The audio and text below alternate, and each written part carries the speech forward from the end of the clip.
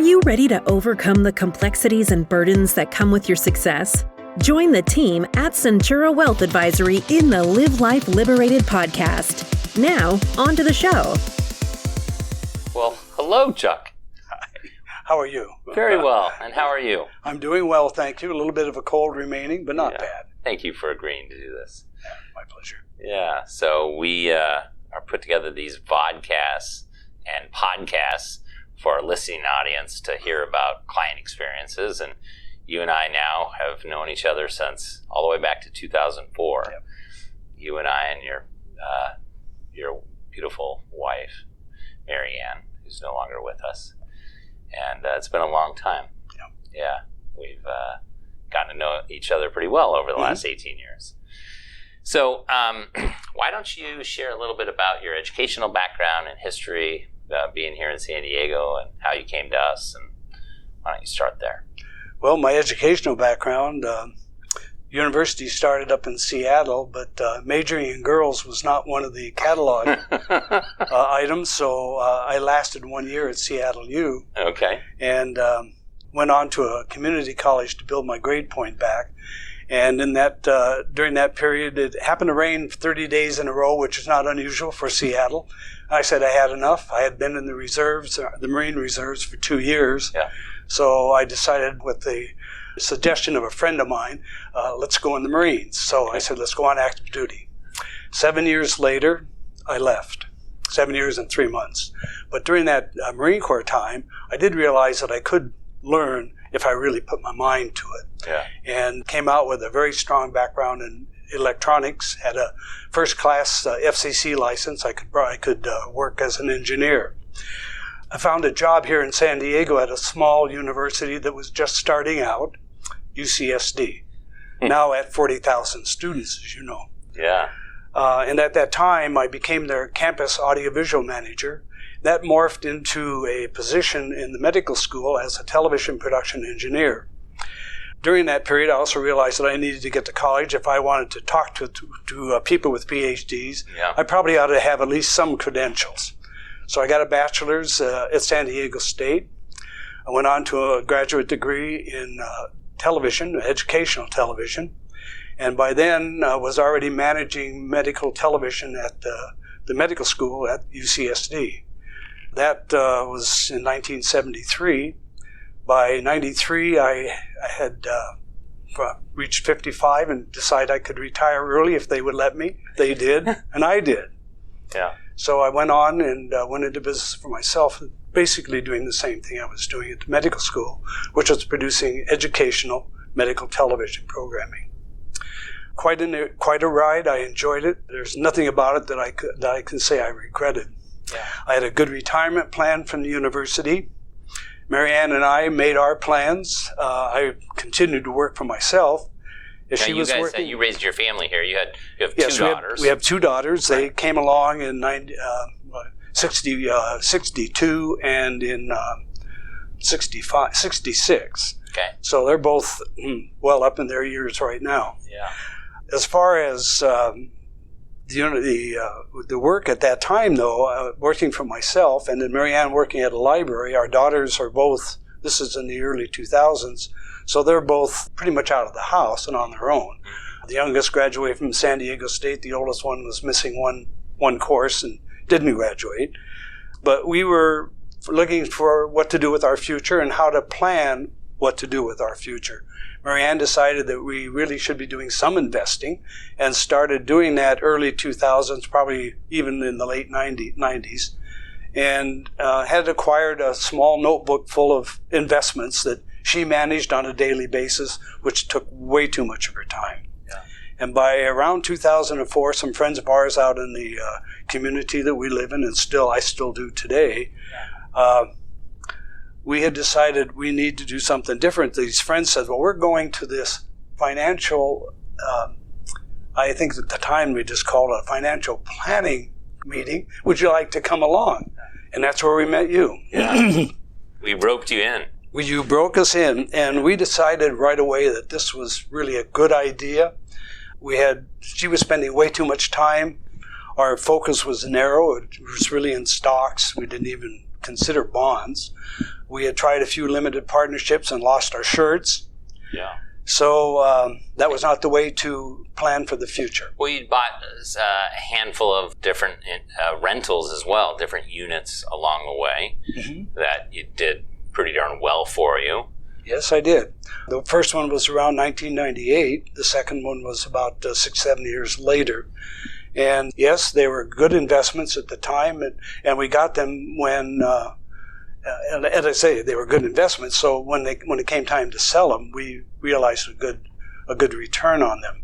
But the process was not easy because as a landlord, as you may know, you're on call 24 hours a day. Tenants, toilets, and trash. And trash, yes. Right? And not necessarily in that order. Sometimes they were reversed. Yeah.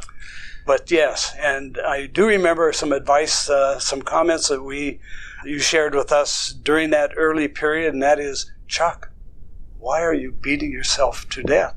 And I was, because I had a full-time job, and at the same time I was managing these 3 rentals. Yeah. So I'm part Irish, and that part is a little slow on the uptake. Yeah. Thinks it all out and waits, and over time I think we did get out of them. Well, I think what happened is we started getting some exposure. You'd had some bad experiences with some limited partnerships, which was causing you to say, gosh, Derek, why on earth would you want me to go back down that path again? But over time, eventually got you to make some investments around those. And I think, if my memory serves me correctly, as you had good experiences around those, and you just got what we call mailbox money, there were tenants, toilets, and trash, but you weren't dealing with any of that as a limited partner. I think is when you finally started thinking, why am I? Yeah. Why am I in this position? I'm making every bit as good a return, if not better returns, giving that to others. And is that how you recall? Yeah, it is. You jump quite a ways ahead in time because, as I say, I think about things for a while. Yeah. But once we got into alternative investments, which was real estate, and you were showing me comparisons, I thought, my gosh, this is really a no-brainer if you really want to get out of some of the extra work that you have to do. So I did. I sold all 3 of them off, took the money that came back out of that, turned that over to you for investment purposes, and we kind of went on from there. Also, remember that by that time we had gone through a will that we had not really had updated a lot. We started estate planning and trying to figure out how we wanted to get things disposed of with one of us going to pass before the other. Being in a stable marriage, I wasn't worried about that so much. Worried only which one of us would be, and typically it's the man. So I wanted to make sure Mary Ann was well taken care of, and that's where you came in again with a lot of different options that you presented to us, not all at once, but over time. And as our investments grew, and as we realized that we had more that we could work with, then we just continued doing it. And in part, I have to say that over that period of time, 2004 to, let's say through 2017, we grew to know you quite well. And early on, we developed a relationship and a trust that just has never flagged. It's always been there. To this day, if you give me an idea on something, I pretty well jump on it because I know the sooner I do, the sooner I'll see a return on it. We've become friends, and yes, our families know each other. Yeah, it's this relationship that builds over time. It's very rewarding to see clients set and achieve their financial goals, and it was also very difficult going through that 07 to 09 period where, man, it was pretty rough. But this period from 09 to present, from an investment standpoint, has worked pretty darn well. Yeah, you mentioned estate planning. We also did a fair bit of income tax planning as well. Great deal. And that's one of my loves, is the less I have to give to support our government, the better off I feel about it. I do believe in giving what I am supposed to give, but not a penny more. Yeah, and you have led the way in that. And I think when you have done that, I think it's also caused you to say, listen, I can be more philanthropic with the causes that are near and dear to my heart. And we've seen you continue to do that over the years. As you were able to save on the income tax side, you said, I can benefit the social things that I want to benefit with my tax dollars. I'd rather contribute those to the social causes I want to support.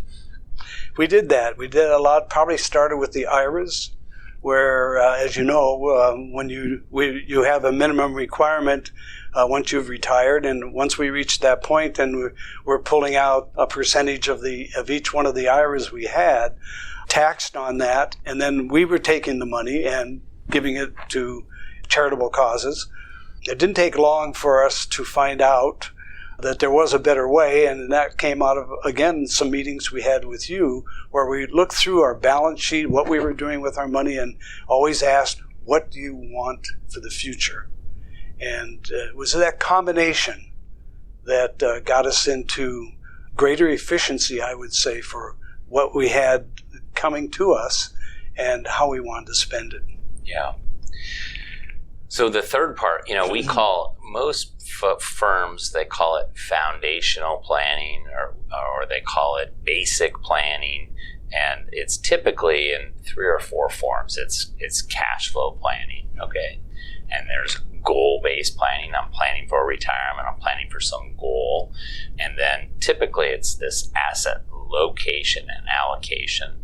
And then they stress test it. They do what's called Monte Carlo simulations to test it in all kinds of scenarios. And we find that stuff is important, but we call it below-the-line planning because we think it's these other 3 things that need to be done first. How are you going to solve the income tax issues? What are you going to do to mitigate that?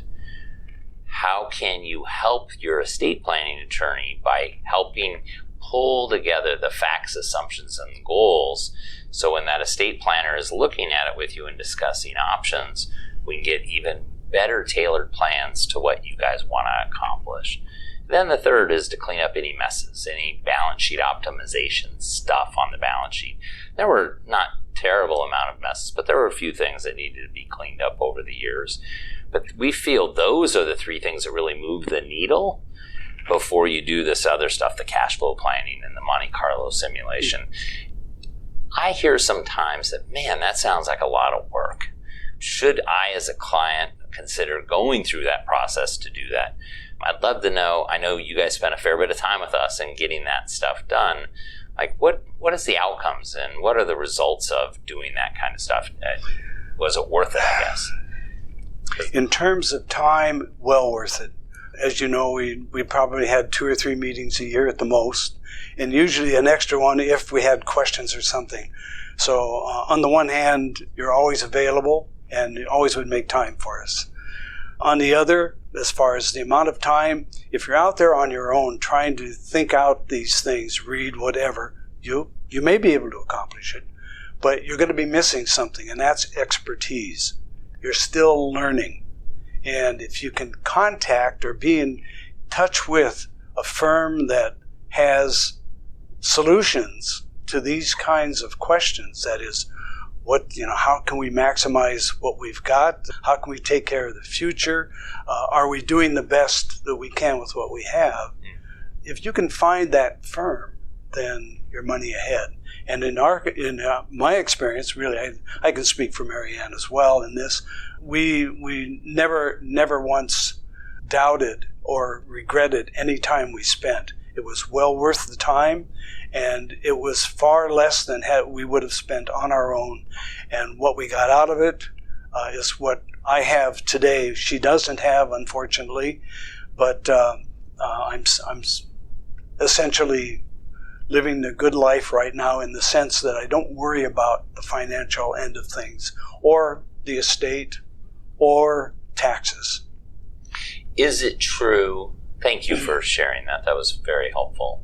Is it true that, because you've implemented, without getting into the specifics of the different trusts, you've implemented a few different trusts over the years for various purposes. Is it true having several people here that really take the laboring oar of coordination between between the CPA firm, the legal firm, that you and Mary Ann were willing to implement more complicated things that you may not have otherwise implemented. Is that true? Or no, we probably would have done it anyway.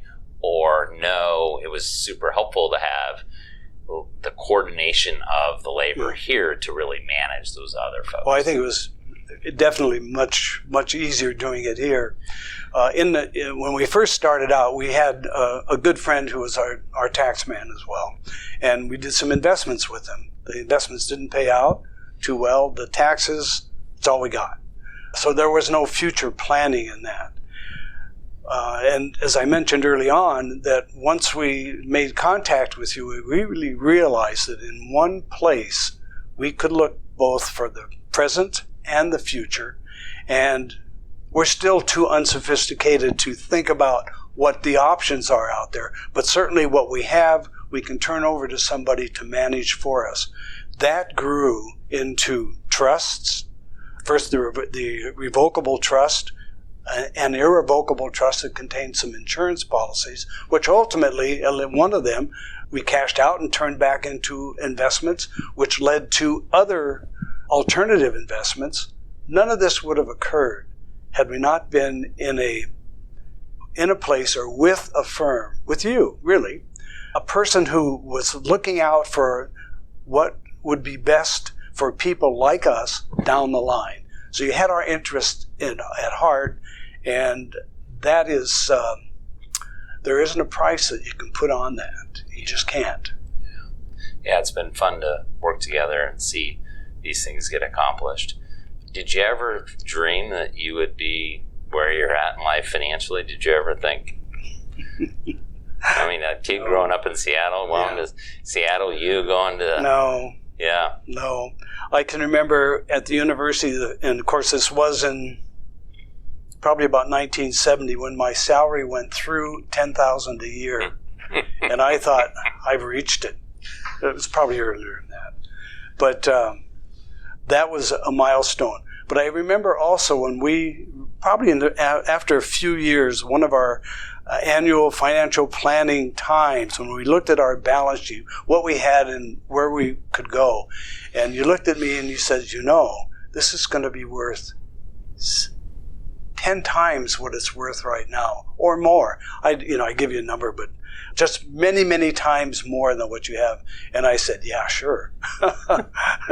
Now it is. Yeah. And that, and I realized that just in the last couple of years, that the planning that you helped us with has made an exponential growth over, particularly the last few years, since 2009, a growth that could never have been realized on our own. Just couldn't have been. Wow. And that has spawned interest, expanded interest in charitable work, in more interest in, and not only seeing to it that my two daughters are taken care of, but their children, my nieces, my nephews. So I've been able to involve a lot more in what will eventually be theirs than I ever could have had been on my own. Yeah.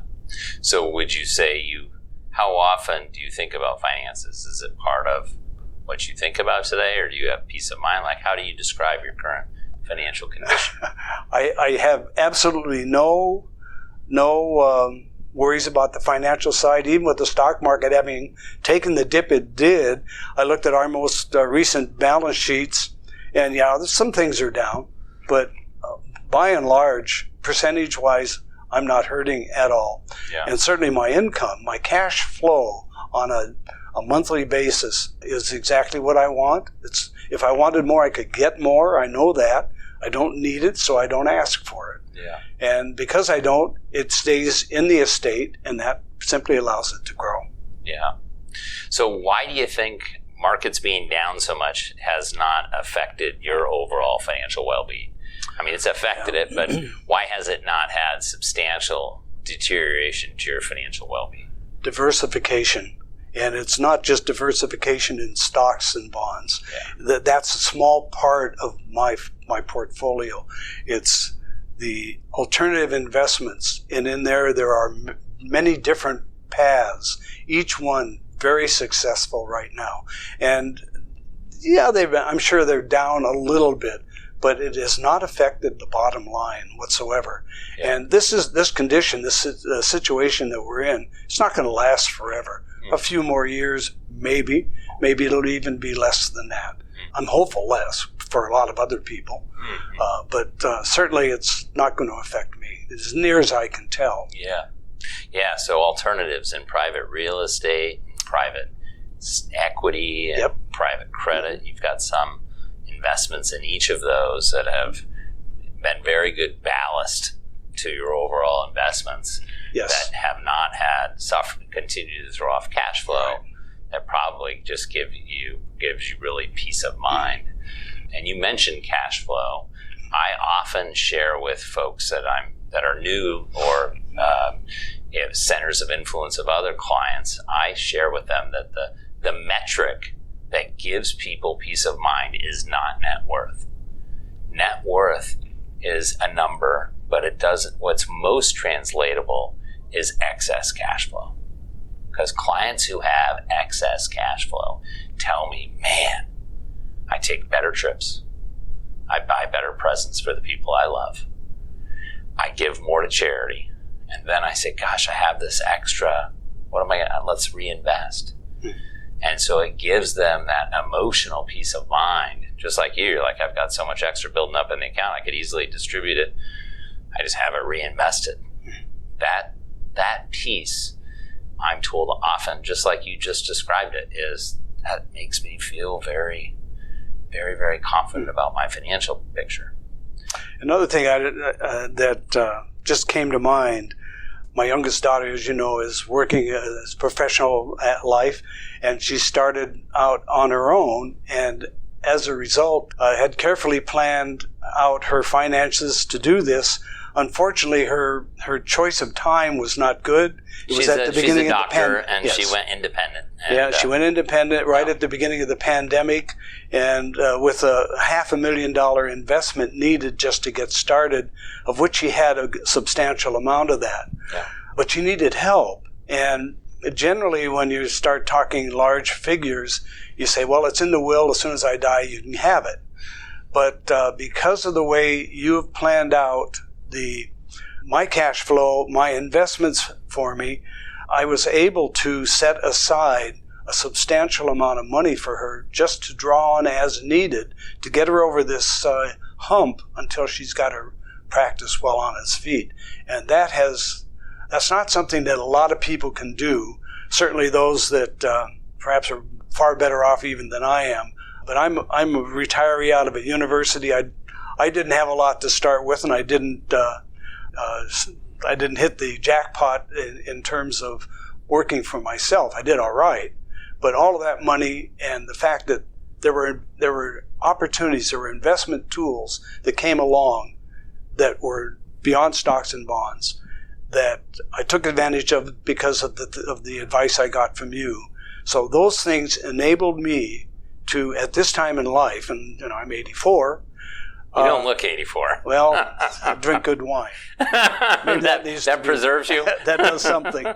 But it does enable me to set aside some funds so that she can realize her dream, and it doesn't affect me a bit.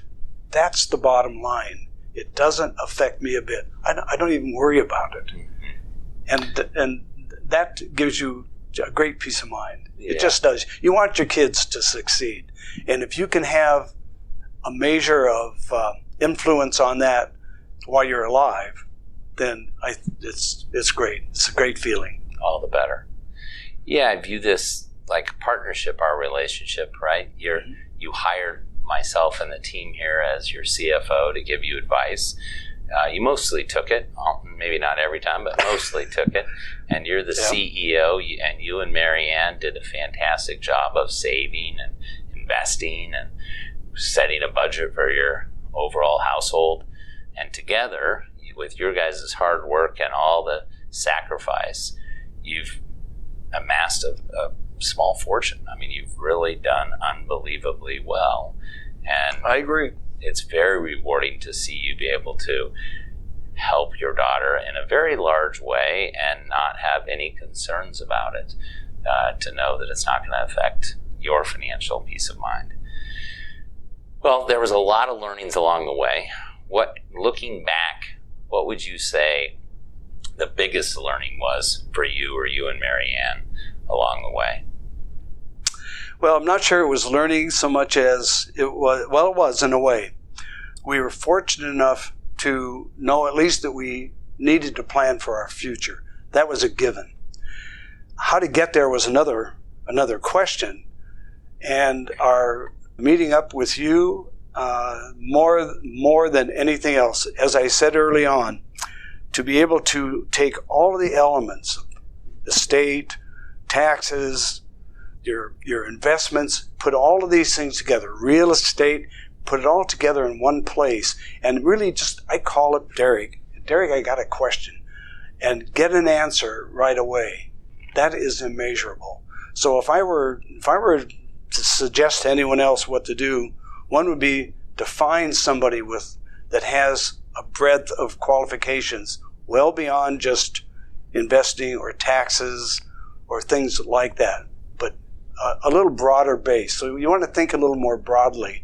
And the other thing would be to be open to ideas, because while you may think you know a lot, you may realize that you don't know so much. And that there are experts out there. If you rely on their advice, you can get to where you want to be with a lot less pain and financially a lot less cost. So those kinds of things, I think those would be the things that I would mention to somebody. Okay, so summarizing that, build a good team. Because build a good team. Yep. It isn't just us, right? You also needed a good lawyer along the way, right, to put this stuff in place, and then you needed a good CPA. A good CPA to keep us out of trouble and make sure that we're. I think the three firms together have done a really good job in guiding you, and I know you made fantastic relationships with those individuals as well. And it works well that you have a close relationship with them, because then the flow of communication back and forth, it's easy, it's done quickly, and that only benefits me. Ultimately, it benefits me the most. Yeah. Well, I've really appreciated the partnership. It's very, very professional and rewarding to see you set and achieve these goals. It's great to hear you enjoying life and not thinking about financial matters, and to be able to help your daughter. I mean, all of those things are very rewarding to watch and observe. I want to thank you for sharing with us and the listening audience, and even being sick and still agreeing to come in here and do this. So I want to thank you, Chuck. Well, my pleasure, really has. And again, I can say thank you for all the work you have done, and the staff here, Zoe, Kyle, there are so many others, the tax people that we've got now, Greg and Christina and Law. I'd mention last names, but I'll leave it at that. Okay. They're great people. Yeah. All right. Thank you, my friend. Thank you. All right. Thank you for listening to the Live Life Liberated podcast. Click the subscribe button below to be notified when new episodes become available. The information covered and posted represents the views and opinions of the guest and does not necessarily represent the views or opinions of Centura Wealth Advisory. The content has been made available for informational and educational purposes only. The content is not intended to be a substitute for professional investing advice. Always seek the advice of your financial advisor or other qualified financial service provider with any questions you may have regarding your investment planning. Centura Wealth Advisory. Centura is an SEC registered investment advisor with its principal place of business in San Diego, California. Centura and its representatives are in compliance with the current registration and notice filing requirements imposed on SEC registered investment advisors, in which Centura maintains clients. Centura may only transact business in those states in which it is notice filed or qualifies for an exemption or exclusion from notice filing requirements. Past performance is no guarantee of future results. Tax relief varies based on client circumstances, and all clients do not achieve the same results.